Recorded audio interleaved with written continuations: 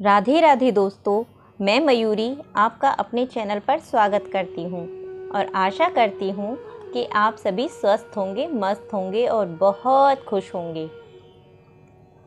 भगवान आप पर अपनी कृपा ऐसे ही बनाए रखे। तो दोस्तों, अगर आप हमारे चैनल पर नए हैं तो आप हमारे चैनल को सब्सक्राइब करें, लाइक करें और कमेंट करें और कमेंट में ज़रूर लिखें राधे राधे। और हाँ, बेल आइकन को ज़रूर दबाएं ताकि हमारे द्वारा आने वाली सभी वीडियो का नोटिफिकेशन आपको मिलता रहे। तो दोस्तों, अच्छे लोगों के साथ हमेशा बुरा क्यों होता है? वही लोग जो बुरे कर्म करते हैं और अज्ञान की राह पर होते हैं वो खुशहाल दिखते हैं। श्री कृष्ण ने इसका जवाब गीता में दिया है।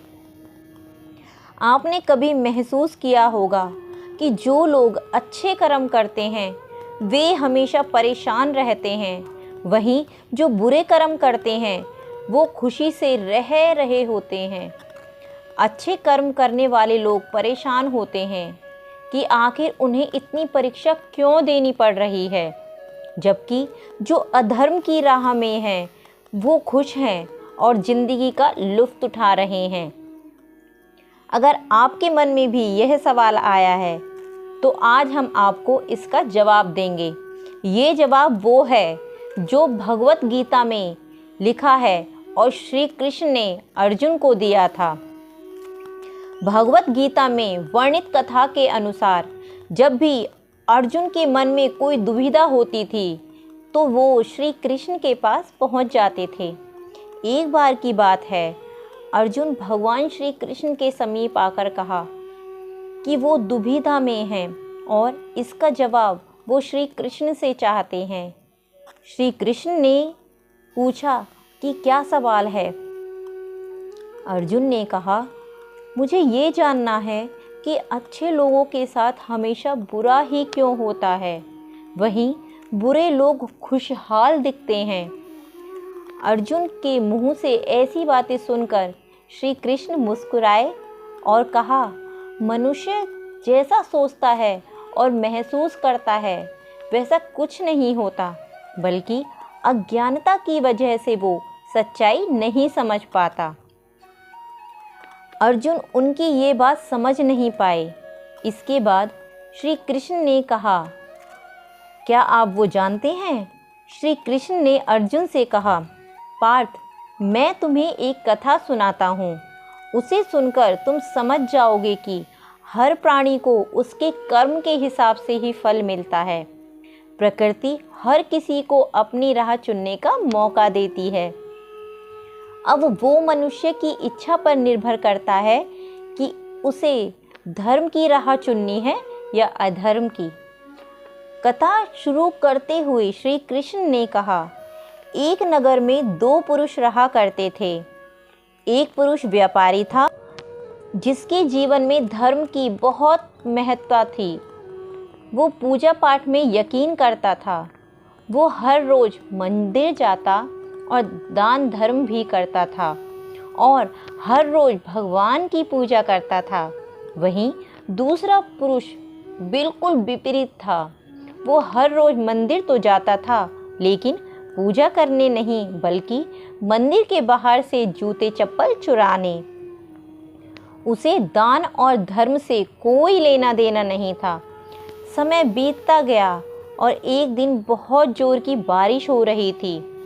इस वजह से मंदिर में पुजारी के अलावा कोई नहीं था। ये बात जब दूसरे पुरुष को पता चली तो उसने कहा कि ये सही मौका है मंदिर का धन चुराने का। पंडित से नज़र बचाकर उसने मंदिर का सारा धन चुरा लिया। उसी समय धर्म कर्म में विश्वास रखने वाला व्यक्ति भी मंदिर पहुंच गया। दुर्भाग्य से मंदिर के पुजारी ने उसे ही चोर समझ लिया और चिल्लाने लगे। वहाँ लोग एकत्रित हो गए और उसे बहुत मारा।